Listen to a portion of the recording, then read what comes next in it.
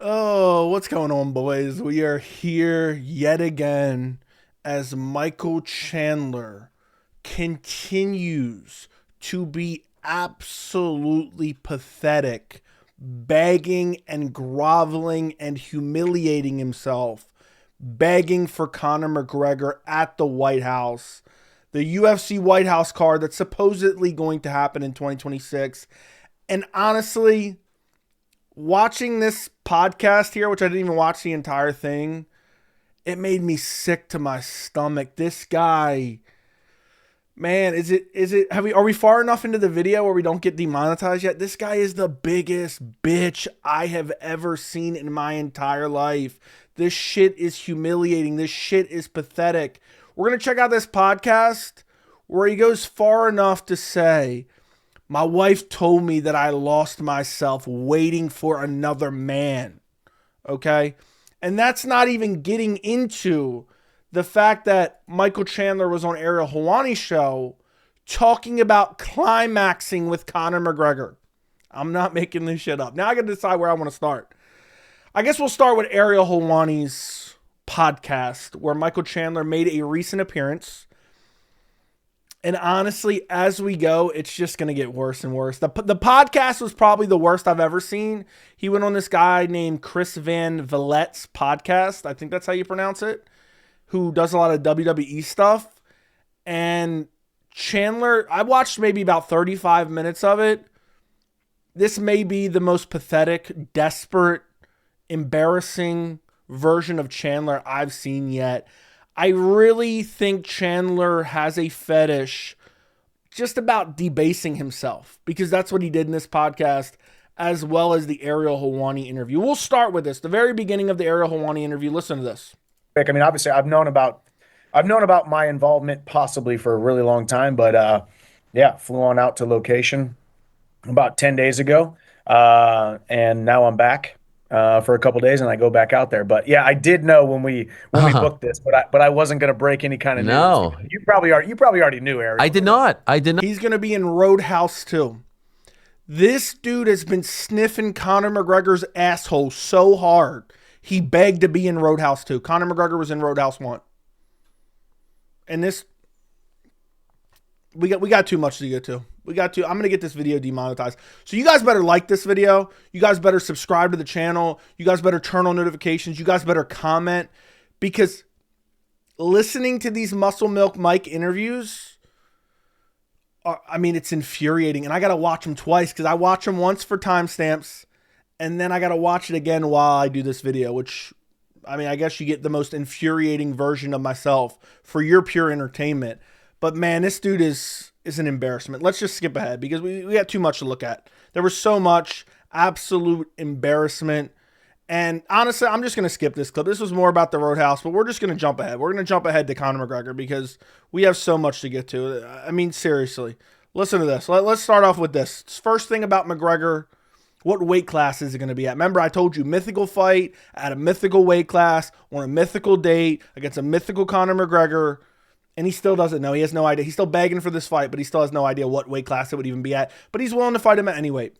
By the way, you had mentioned 175, and that made me think, 175, getting you ready for a potential 170-pound fight down the line. Even Ariel thinks it's funny.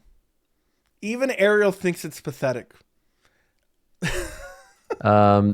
Is there any connection between the two? I mean, this is a broken man right here. I'm telling you, I told you guys.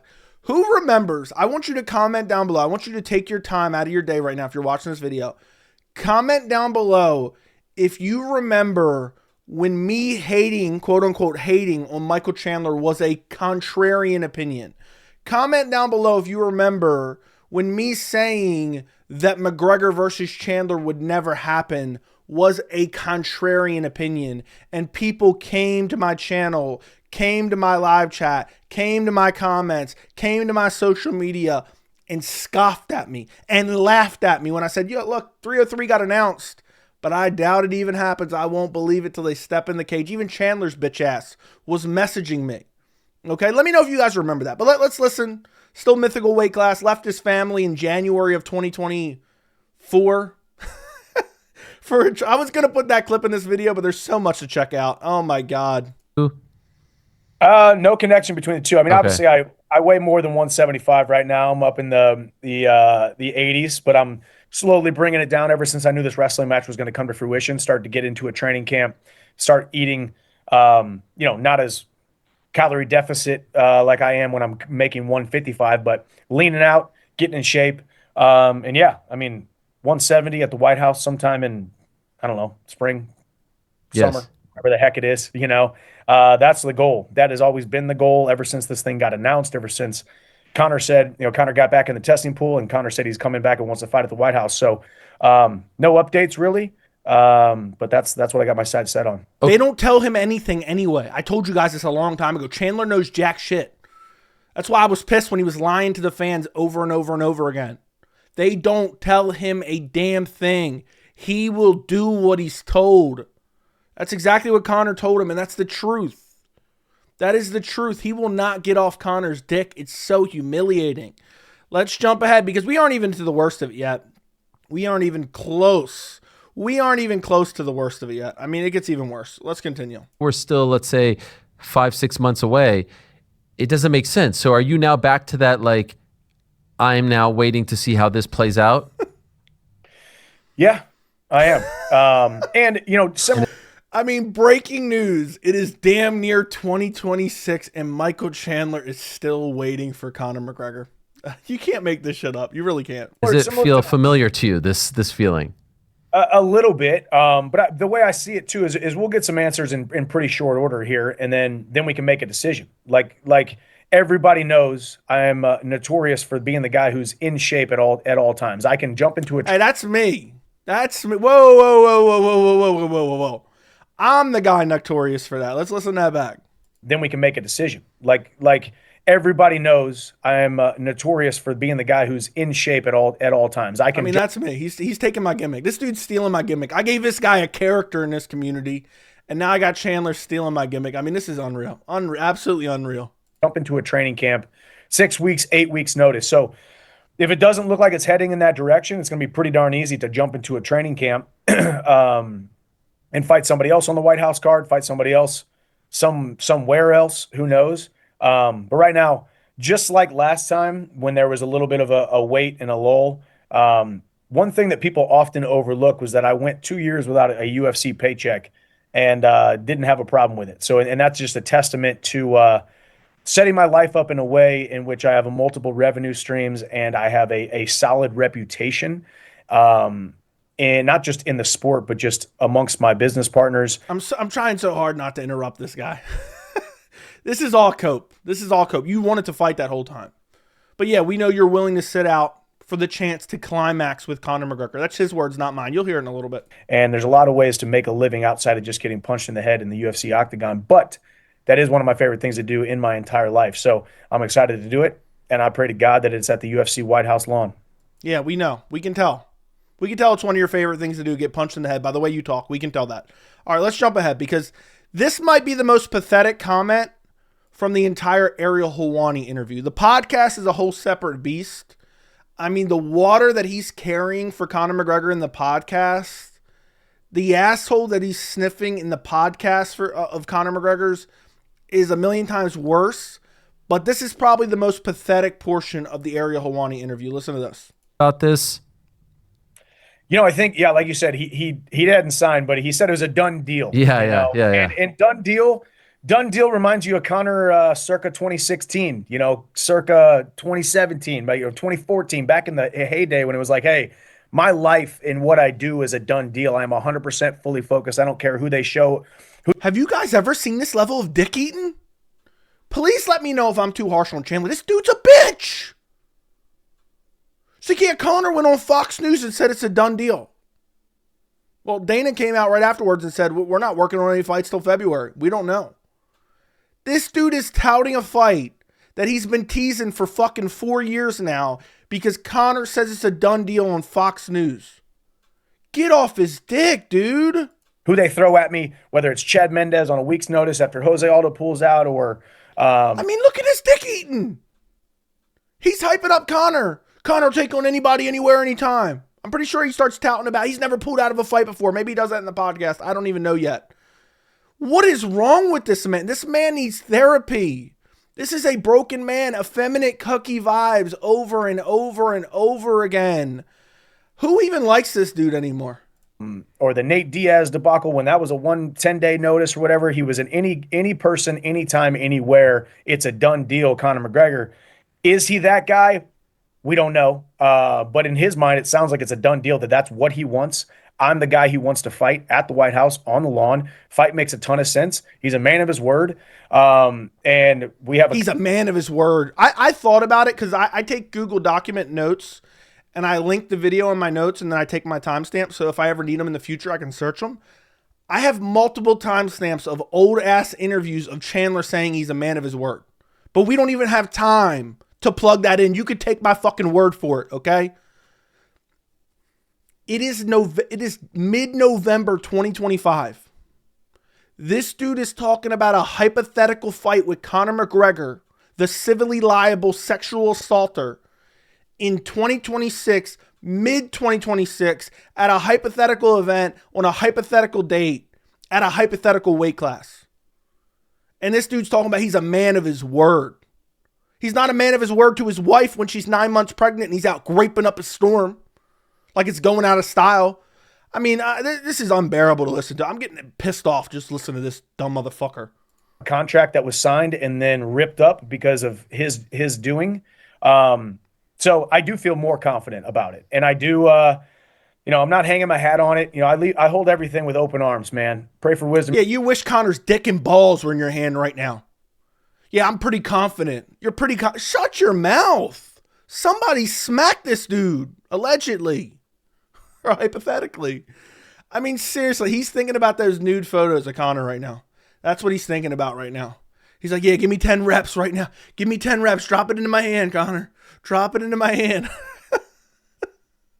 I mean, this shit, I'm trying not to interrupt him every 5 seconds, but this dude is so annoying. Every single day, and I know that it's going to work out the way that it's supposed to work out, and I'm just going to keep myself busy between now and then. Obviously, the wrestling match, Roadhouse, the book, just signed a contract for documentary today, so we're doing all kinds of cool stuff, man. Nobody wants to watch your documentary, Chandler. Your entire documentary would consist of you sucking off Conor for years on end, begging for that fight. I mean, it's crazy that the level of mental gymnastics this guy will do to grovel at the feet of a man who was found civilly liable of sexual assault. A failed presidential campaign. Chandler proceeds to toss his salad over and over and over again. A couple more clips from the Ariel Helwani show before we get to the real pathetic, debasing parts of this video, because it gets worse. I mean, this next clip might be the most pathetic thing I've ever seen. He talks about climaxing with Conor at the White House. And I'm telling you, this guy gives me some type of weird sexual obsession vibes with Conor McGregor. I've been saying that for a while. That's not a joke. A man can rest easy at night and lay his head on the pillow knowing that he did every single thing possible within his power to become the best version of himself. And I've tried to do that since. Dude's quoting self-help books. Every interview. I mean, I feel like I'm listening to a soundboard. Shut up. Since day one. So we'll bring in a lot of voices. We'll document the next training camp. Praying to God that it is heading up to the White House, crescendo, climaxing at the White House. So we'll see. But I've got some great partners on it, and it's going to be. He wants to climax at the White House with Conor McGregor. I mean, you guys heard it right there. I mean, seriously, crescendo, climax. He wants to climax with Conor. That's what he wants. I mean, he said it plain as day. Praying to God that it is heading up to the White House, crescendo, climaxing at the White House. So this man right here that you're looking at, this damn near 40-year-old man, is praying to God that he climaxes at the White House with another grown man, Conor McGregor, a civilly liable sexual assaulter. Does it get any more pathetic? I'm just going to take a breather because this shit is out of hand. I mean, this shit is so pathetic. Let's jump ahead. There's more. There's more. I mean, it just never stops. It legitimately never stops. I'm just jumping ahead a little bit. This is the most pathetic question I've ever heard from Ariel Helwani in my entire life. Listen to this shit. By the way, you're one of the more perfect people to ask this question. Very recently, Ronda Rousey was on a podcast talking about MMA fans. I don't know if you saw this, and she basically said like MMA fans treat UFC legends like shit. You lose a fight, you ain't shit. You never were shit. You, to me, are the perfect example of this. Since when is Michael Chandler a UFC legend? I don't remember the last time this motherfucker won a fight. He doesn't win any fights. He loses every fight. How could they turn on him? He doesn't win. I mean, Ariel's such a bum. You've had some big wins. You've had some tough losses. When's the last time this dude's had a big win ever? He beat the dead corpse of Tony Ferguson like 4 fucking years ago? Give me a break. Give me a break, Ariel. But I still feel like the fans love you and respect you. And so when you hear... No, they don't. Nobody respects him. His own wife doesn't respect him. I mean, seriously, it's beyond it. I mean, this is just pathetic from Ariel, just groveling. That from her. I don't know if you heard these comments, but do you feel like the fans turn on you when you lose a big fight? When you fight Justin Gaethje at Madison Square Garden and have an incredible fight, or Dustin Poirier, do you feel like they treat you like shit afterwards? You know, a little bit. You know, I mean, ultimately, and I've said this a million times, man. We are just human beings. I know we are looked at like gladiators and gods and infallible, crazy, superhuman superheroes, but we are just human beings. So it does, you know, hurt at times to hear people and hear their comments and hear the way that they want to throw salt on a wound after a loss. But it's also what we chose. We chose this life. We know you did choose it. And people only throwing salt on your wounds because you cheated in the Charles Oliveira fight. But I'm done. I'm done with this. I mean, there's another clip. We just skip over to let's jump over to the podcast. Because this podcast here, and I'll link this down below, might be the most pathetic shit I have ever seen in my entire life. Let's just jump right into it. Begging for the Conor fight at the White House. Knockout of the night, debut of the year, and all of my different fights over the last 5 years, plus possibly, you know, the biggest fight in UFC history coming up in 2026, hopefully, and we'll see. So let's talk about that. Is that happening? So we're talking Conor McGregor at the White House. Yeah, I mean, as we sit here today, I would say I'm cautiously optimistic that is the fight that's going to happen. And they're definitely doing a fight at the White House. Conor was on the news and done interviews saying he's fighting me at the White House. Dana's doing interviews saying, hey, Conor is definitely motivated to come back. Because this dude is piecing together social media shit. Oh, Conor was on the news. Oh, he saw a clip of Conor on Fox News. Like, that's meaningful in any capacity? What a fucking joke. He's like, Dana said Conor's serious about coming back. I mean, does anyone feel like we're living in deja vu? Does anybody feel like we're living in deja vu? Because that's what it feels like. I mean, that's genuinely what it feels like. I mean, it's absolutely, it's insanity to listen to this over and over and over again. Let's jump ahead. I mean, there's so much more. Let's just jump ahead right here. Because he basically guarantees it's going to happen here. Fight that's going to happen at the White House lawn, June-ish of 2026. Let me rewind now because apparently I jumped too far ahead. Okay, let's listen to this. We'll see how it plays out, and we're still months and months away. There could be a lot of things that happen between now and then, but I'm cautiously optimistic. Like, that's the fight that's going to happen at the White House lawn, June-ish of 2026. Right now it's slated for June 14th. Could change tomorrow. Who knows? A fight of this magnitude, you're talking, you know, building an arena, you know, building a bubble, building a stage. You heard it. That's the fight that he's cautiously optimistic that's the fight that's going to, I mean, we've heard it before. We're about to get into really bad territory here. We're really about to get in the most delusional territory here. Listen, I could not believe my ears. I thought this was fake. I genuinely thought this was fake when I heard this come out of Chandler's mouth, and I had to pull something up over there. Okay, let's listen. Therefore, you need a year of clean tests. So you saw kind of that. Everybody wants to be on this card. It's also not about making the biggest fights. It's also about making the biggest, most reliable fights. Now, some people would say, well, Conor pulled out of the fight last June. The biggest, most reliable fights. He's talking hit. If I asked you right now off the top of your head, name what's the word I'm looking for? Name a headliner, a potential headliner for the UFC White House card that would be the most unreliable possible main event. You would most likely come up with McGregor versus Chandler. That's what you would come up with.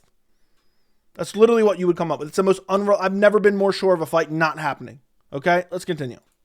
But if you remember who Conor is and how he operates, he had never pulled out of a fight before, took a bunch of fights on short notice. Last fight didn't work out. But when it comes to reliability, I am the most reliable guy on the roster. If they're like, hey, Chandler's on the card, he's going to show up, he's going to make weight, he's going to do what he's supposed to do, he's going to do all the promos, he's going to do all the media, he's going to do every... Yeah. Jerk off in the mirror, why don't you, Chandler? It's going to get worse here in a second. We're going to start hearing about Tough 31 here in a minute. Single thing we ask him to, because he's just that guy. I only know one way. So I make a lot of sense to be on that card. American, red, white, and blue-blooded American, love this country, would love to be a part of that card. Plus, I'm Conor's dance partner because we got to finish the Ultimate Fighter. You know, we did the Ultimate Fighter 31 and never really sealed the deal. And he wants to climax with Conor McGregor and seal the deal at the UFC White House. We need to finish the Ultimate Fighter 31. Nobody gives a rat's ass about the Ultimate Fighter 31 finale. How many years ago was that? The fights, the actual finale fights, happened on the Aljo versus O'Malley title fight card. When was that? Was that late 2023? I'm pretty sure. That's crazy. And he's still talking about this shit. I mean, when are you going to come off it? When are you going to come off? It gets even worse. I'm not even kidding. It gets worse. I mean, you might think I'm exaggerating. He starts defending Conor for missing whereabouts with the drug testing. He re-entered the drug testing pool, and then he's not where he says he is, so he can avoid being tested, so he can avoid popping positive. And Chandler goes out of his way to defend Conor McGregor here. I mean, you can't get any more dick eating than this. Kind of bad taste in their mouth of like, hey, we can't just book you two months later. We got to know that you're actually going to come back and fight and do it. Yeah. So I think during that time, he was probably like, all right, well, forget you guys, forget this whole thing. This is, you know, how we get as human beings. We're just like, okay, I'm fed up with it. All bets are off. So I think he, you know, missed a couple whereabouts. He didn't fail a test. He never failed a test. He just didn't show up for a couple of them. And if you show up, or if you miss a couple of them, then you get an automatic suspension. Do you guys hear this? Am I crazy, or is this just, I mean, the level of suction here, I just can't believe this. Listen to this again. He never failed a test. He just didn't show up for a couple of them. And if you show up, or if you miss a couple of them, then you get an automatic suspension. He didn't fail a test. He just didn't show up for a couple of them. That should be as good as a test failure. Why didn't he show up for a couple of them? Because he was scared he was going to pop positive. This man is not only defending a civilly liable sexual assaulter, he is defending a PED abuser. This man multiple times, verified times, abused the drug testing system the UFC has in place, which was put in place to help protect Conor McGregor. And here Chandler is covering for Conor on some WWE podcast. What an absolute bitch, man. Imagine, and this dude's ruined his career. McGregor's ruined his career, but Chandler doesn't care. He'll still deep throat it. Suspension was 18 months. That 18 months ends in March, and he's clear to go for the White House. He's good to go for the White House. He's good to go for the White House. Now we're about to get in the worst part of it. We're really about to get into the worst part of it. Okay? Because, listen to this. I mean, we've heard this before. We've heard this before. But the amount of... It's basically eulogizing Conor. There's got to be another word for it, because eulogizing ain't the right word. But he's like promoting Conor here. Like, man, Conor's so romantic about the sport. Like, shut up. Just finally close a chapter. Yeah. Put an exclamation mark on it. He owes you a fight. He does. And I think it's the fight that he wants. And I think one thing I've said about Conor publicly is, like, I think he's more romantic about the sport than people give him credit for. He does realize that when he was on welfare as a plumber in Ireland, and John Kavanagh, his coach, like, was pulling him off the couch. This dude's hyping up Conor McGregor's autobiography. I'm mispronouncing words here. I mean, how am I going to just beat this dead horse? I didn't even want to do this. People kept harassing me. Dude, you got to cover what Chandler just said. And I was like, well, if I'm going to cover the Ariel interview, I got to cover this idiotic podcast. He's like, man was a plumber. He worked hard. He pulled himself up by the bootstraps. He pulled himself out of poverty. The UFC gave him the life he always wished for. He's a mega star. And like, dude, could you jerk him off anymore? Come off it. I'm like, let's get to the gym. Let's train, get you out of this, funk that he was in. Then he wins the Cage Warriors title. Then he comes over to the UFC and just gets shot out of a cannon, becomes the sport's biggest star. Then he fights Mayweather and all this stuff. For as egotistical as people will call him and as big as he has gotten, as big as a global sports superstar as yet. Guys, you got to like this video. This is so painful for me right now. You got to like this video. You got to like it. You got to comment on it. I am literally suffering through the insufferable Michael Chandler. I can't do it anymore. This is going to be this is going to have to be one of the last ones. I don't know if I can keep doing this. Maybe I will if it keeps getting bad, but man, this is bad, man. This is really bad. I think he's more respectful and more romantic about the sport than people give him credit for, as well as I think he's more of a man of his word than people give him credit for. You can't convince me that Chandler doesn't want to get fucked in the ass by Conor McGregor. You cannot convince me otherwise. That's what it comes off as. I mean, this is craziness. The level of glaze. I mean, this is the most glaze I've seen from one fighter to another in the history of the sport since I've been watching for roughly 15 fucking years.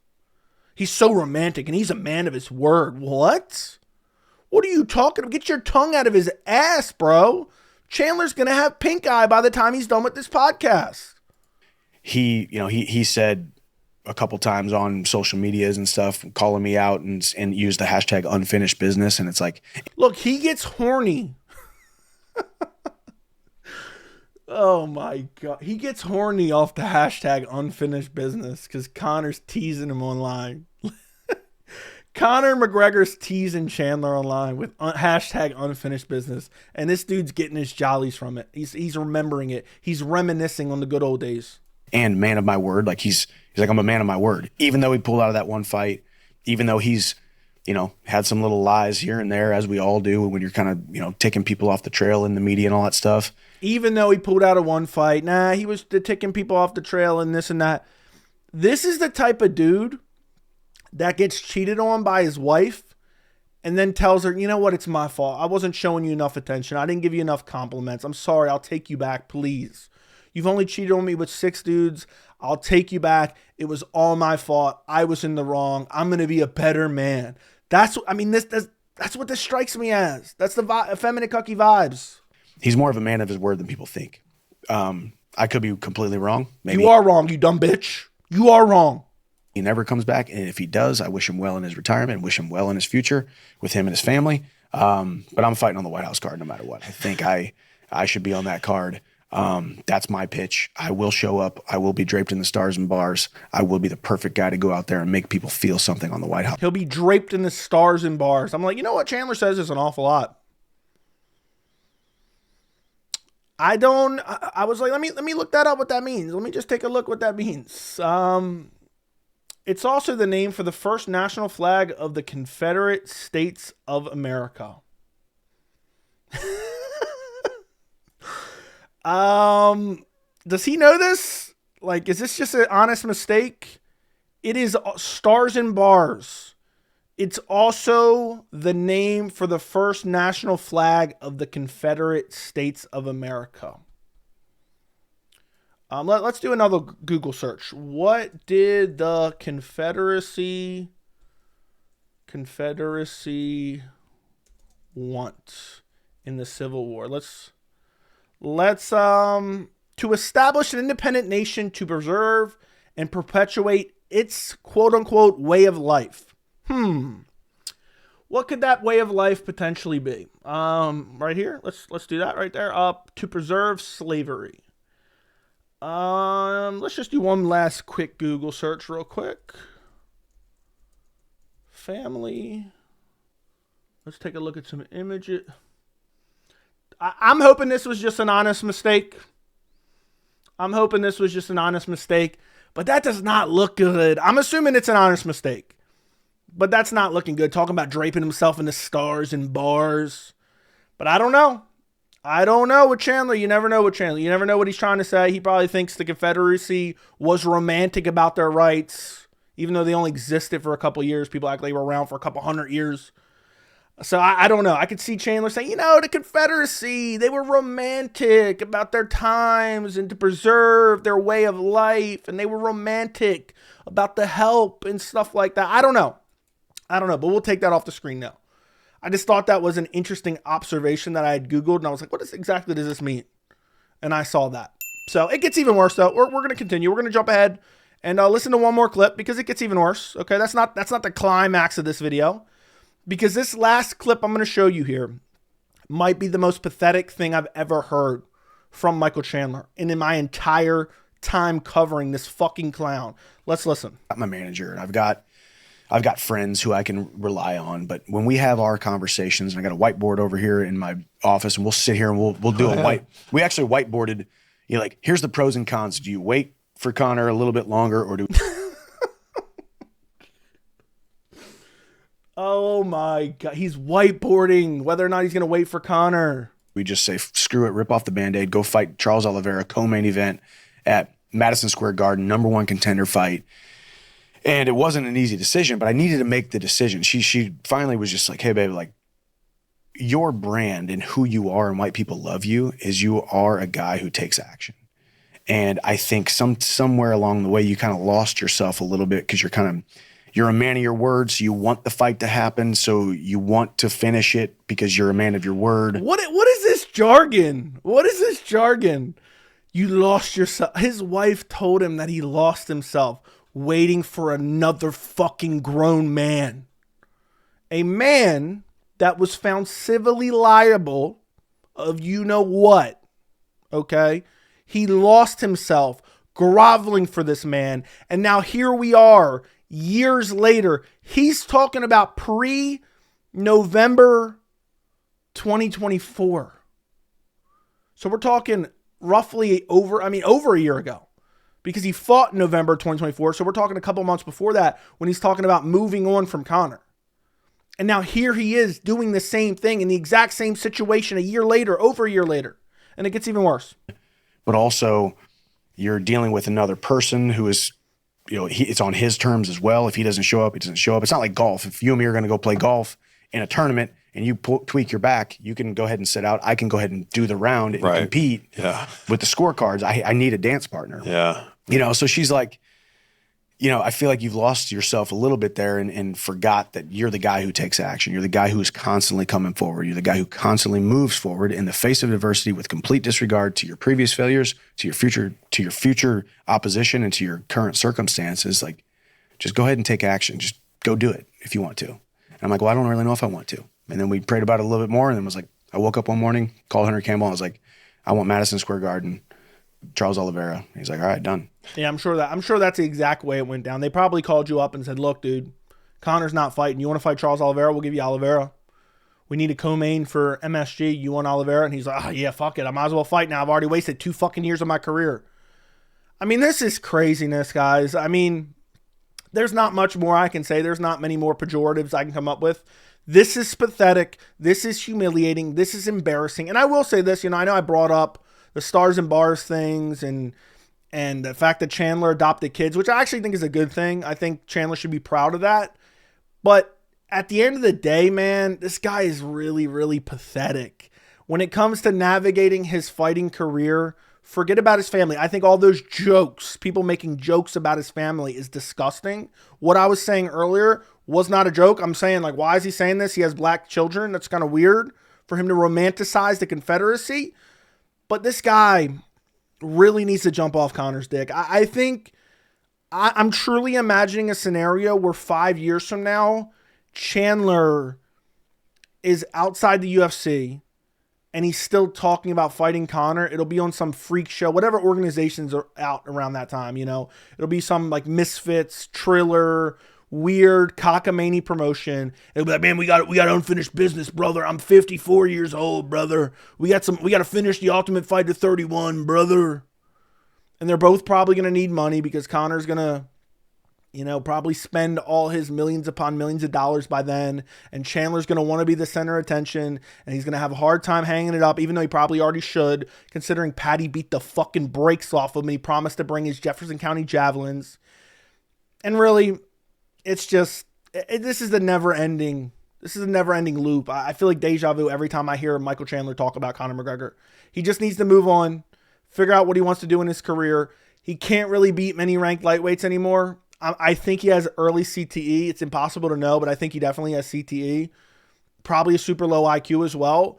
But man, this is getting really hard to watch. And I honestly don't know if I can do any more video. People harass me to make this video. Okay, I don't know how much more I can say about it. I'm just giving you guys my honest feelings towards Chandler. Listen to this shit. It really drives me nuts. I find it super annoying. I called it out from the beginning, but now I feel like I'm beating a dead horse. So maybe this is the end of the Chandler saga. I don't know. Maybe not. Probably not. But maybe it'll be the end of the Chandler saga. Let me know what you guys think down in the comments. Like the video, subscribe to the channel, and I'll talk to you guys later.